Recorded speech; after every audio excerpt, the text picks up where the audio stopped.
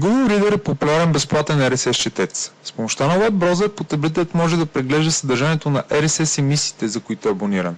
Цялата информация се съхранява на вебсайт и е достъпна от всеки компютър със съвременен веб браузър и достъп до интернет.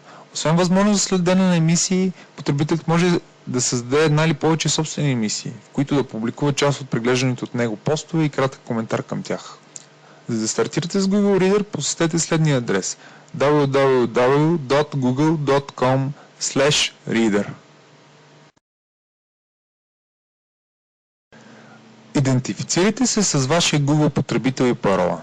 В случай, че нямате такъв, пристъпете към регистрация чрез бутона Create an Account. Така изглежда Google Reader при първоначалното му зареждане. Условно екрана може да се раздели на две части. Отляво се намира менютата с списъците с емисиите. Отдясно се визуализира съдържанието на дадена емисия. В момента в това поле са представени препоръчени постове от Google Reader. Над тези две полета се намира търсачката, а над нея в горния десен ъгъл е бутонът Settings, чрез който се задават общите настройки на приложението.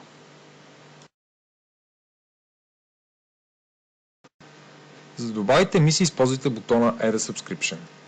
Въведете наименованието на даден сайт или неговия точен адрес.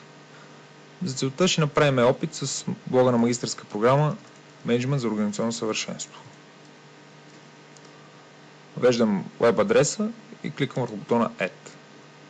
Ако всичко е OK, ще получим съобщение, че успешно сме се абонирали за дадения сайт, а самият той ще бъде поместен в списъка в подменю Subscriptions. Обаче не винаги е възможно да се абонираме с даден сайт, само когато въведем неговия веб адрес.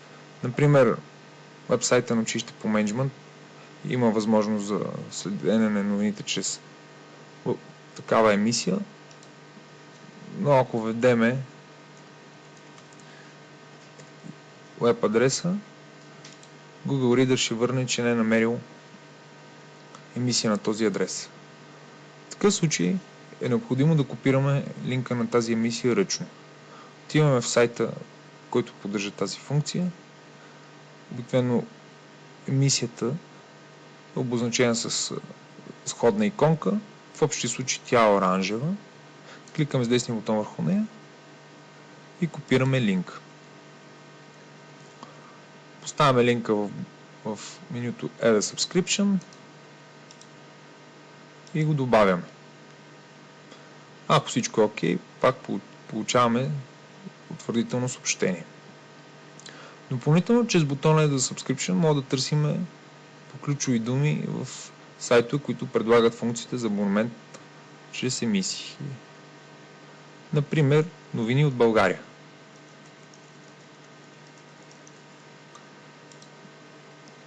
В ясното поле ще се визуализират сходни сайтове. За да се абонираме за някой от тях, е необходимо да кликнем върху бутона Subscribe.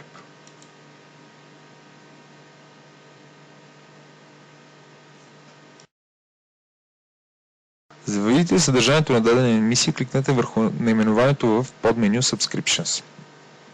Когато дадена емисия има ново актуално съдържание, то тя е представена в bold цвят, както е в този случай.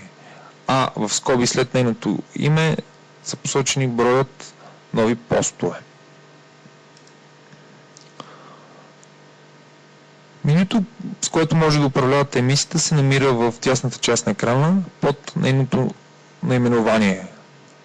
Имате възможност да разглеждате постовете като списък, както е в момента, с тяхното заглавие, или да видите съдържанието им. Това става чрез кликане върху меню Expanded. От меню Feed Settings имате възможност да сортирате емисията, като поставите първо най-новите постове, или като поставите първо най-старите, или чрез тъй наречената функция Magic, която Google по тайна алгоритъм ще определи кои постове са най-важни за вас и ще ги представи най-отгоре. Имате възможност да се откажете от абонамента чрез Unsubscribe, както и да промените наименованието му чрез Enable Subscription. От функцията New Folder може да категоризирате емисията в дадена папка, например в случая новини. Папката ще бъде визуализирана в подменю Subscription, а самата емисия в нея.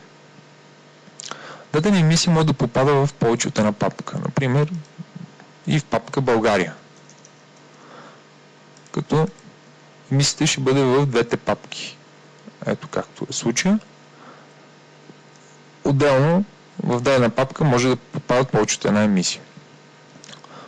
От следващото меню марка All as Read може да маркирате новите постове за прочетене. Имате възможност също да филтрирате всички елементи, елементите по-стари от един ден, елементите по-стари от седмици или от 2 седмици.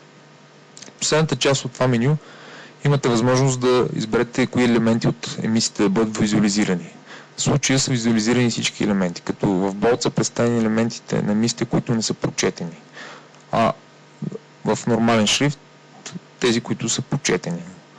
Може да визуализирате само новите елементи, като натиснете върху New Items и съответния брой, тогава ще виждате само новите елементи. Когато се намирате в режим на разглеждане на списък на дадена емисия, за да видите съдържанието на даден пост, трябва да натиснете върху неговото заглавие. Обикновено се представя кратка анотация на съдържанието. Ако искате да посетите поста, е нужно да кликнете върху неговото заглавие. Към всеки пост имате възможност да добавите звездичка. Когато го направите, същия може да намерите в меню Star Items. Допълнително може да го харесате или не, или споделите. Всеки потребител в Google Reader има публична емисия.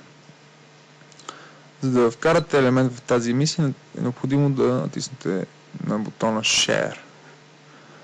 Допълнително може да добавите и бележка към споделеният елемент.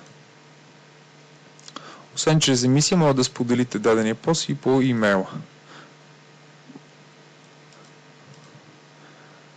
Към поста може да го оставите за непрочетен чрез функция Keep on Read или да добавите етикети. Всеки пост унаследява етикетите на папките, както е в случая България и новини, но може да добавим допълнителен етикет, например футбол. Самият етикет се появява в подменю Subscriptions и може бързо да достъпиме постовете, които са обозначени с него.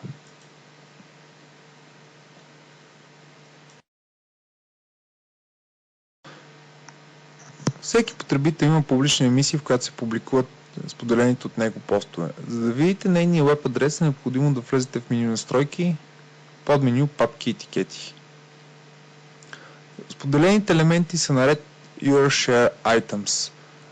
Имате възможност да разгледате чрез бутона View Public Page сайт страницата с вашите елементи. Така изглежда тя. От съседното меню Email a Link имате възможност да изпратите адреса и до ваш познат или приятел. Допълнително може да направите публична емисия на всеки един етикет или папка. Например, футбол чрез натискане на иконката за публичен таг. Сходно меню се появява с гледаните преди малко функции.